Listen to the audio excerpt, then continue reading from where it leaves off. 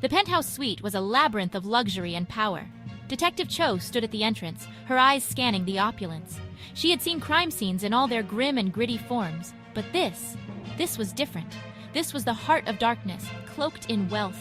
She felt a shiver run down her spine, not from fear, but from the weight of the task ahead. This was where it would all end. Outside the floor-to-ceiling windows, the city sprawled out beneath her. Cho took a deep breath, her hand brushing against the holster at her side. She had one chance to end Yuri Volkov's reign of terror. She moved with purpose, each step bringing her closer to the final confrontation. Yuri Volkov sat at the head of a long, ornate table, a glass of whiskey in his hand. He looked up as Cho entered, a smirk playing at the corners of his mouth. "Detective Cho," he said, his voice smooth and mocking. "To what do I owe the pleasure?" Cho's eyes narrowed. "You know why I'm here, Volkov. It's over. You're done." Volkov chuckled, leaning back in his chair. "Is that so? And what makes you think you can stop me? You're just one woman against an entire empire." Cho moved closer, her hand never leaving her gun. "This ends tonight, Volkov." Volkov's smile faded, a flicker of anger in his eyes. "You're making a mistake, Cho. A deadly mistake." He set his glass down with a heavy thud, the sound echoing through the room. The lines were drawn and there was no turning back. Cho could feel the weight of every word exchanged. Each syllable seemed to hang in the air, heavy with unspoken threats and promises. The room was thick with tension, a silent battleground where words were the weapons of choice. Volkov's confidence was his weapon, a psychological game designed to break her before the fight even began. His smirk was a mask, hiding the true danger that lay beneath. He thrived on fear, on the power he held over others. But Cho had something he didn't: resolve born of loss and a burning need for justice. She had faced darkness before, and it had only made her stronger. The memory of her loved ones fueled her determination, giving her the strength to stand against him. "Do you know how many have tried before you?" Volkov asked, rising from his chair. His voice was calm, almost casual, but there was an edge to it, a hint of the menace that lay beneath his composed exterior.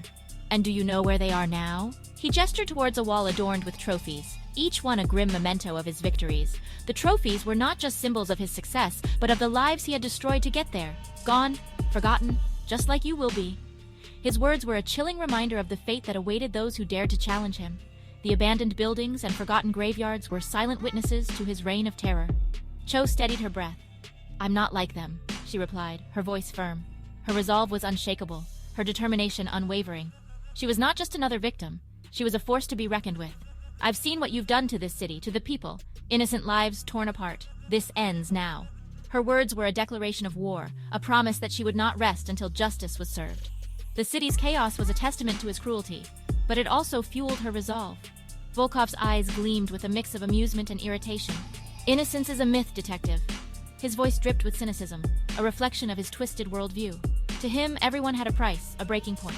Everyone has a price, a breaking point. Even you. His words were a taunt, a challenge. He believed that everyone could be broken, that everyone had a weakness that could be exploited. He stepped closer, his presence looming. "I will enjoy watching you fall." His confidence was unnerving, his presence suffocating. He was a predator and she was his prey. Cho felt a surge of anger. "I'm not here to fall, Volkov. I'm here to put an end to your tyranny." Her voice was steady, her resolve unbreakable. She was not just fighting for herself, but for all the lives he had destroyed. This was her moment, her chance to bring him down. Suddenly, the room erupted into chaos. Volkov's men, hidden in the shadows, sprang into action, guns blazing. Cho dived behind a marble pillar, bullets whizzing past her. She returned fire, her shots precise and deadly. But Volkov's men were relentless, their numbers overwhelming. Volkov watched the battle unfold with a cruel smile. "You see, detective?" he called out over the gunfire. "You can't win. You're outnumbered, outmatched. Just give up. It's inevitable." Cho ignored him, her focus unyielding. She spotted an opening and made a dash for better cover, narrowly avoiding a hail of bullets. Her mind raced, calculating her next move. She had to think like him, anticipate his strategies. She peeked out from her cover, spotting Volkov. He was distracted, barking orders at his men. This was her chance. She aimed and fired, her shot aimed straight at the heart of the beast. The bullet hit its mark, and Volkov staggered back, a look of shock on his face. The brief moment of triumph was quickly overshadowed by the chaos that followed. His men, seeing their leader wounded, became even more ferocious. Cho pressed on, her determination unwavering. She couldn't let Volkov escape. She moved through the room with agility and precision, her every step a testament to her training. Volkov, clutching his wounded side, made a break for the balcony. Cho saw him and gave chase. She couldn't let him get away. Not now. Not ever. She reached the balcony just as Volkov climbed over the edge, trying to escape down the fire escape.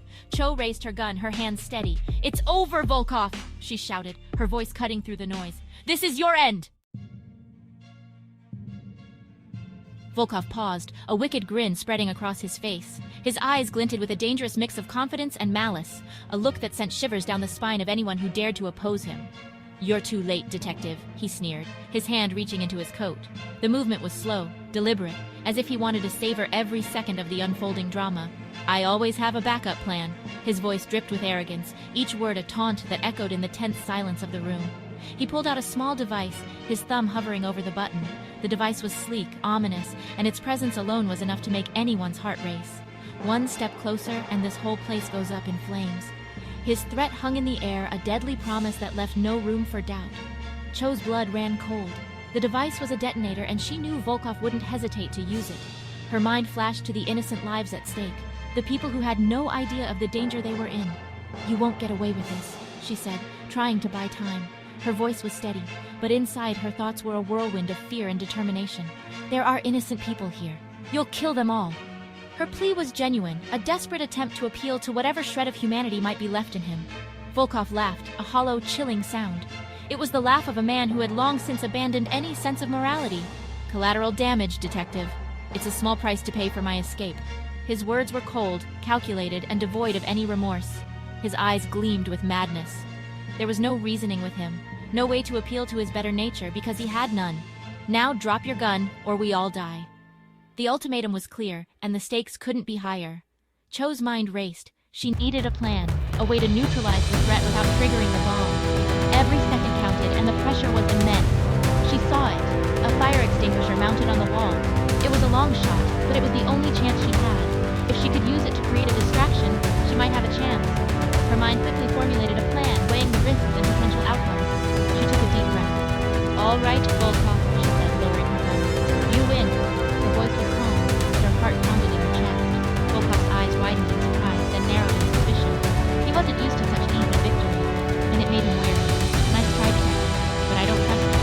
His voice was laced with distrust, and he tightened his grip on the detonator. Cho seized the moment, grabbing the fire extinguisher and hurling it at him all at once.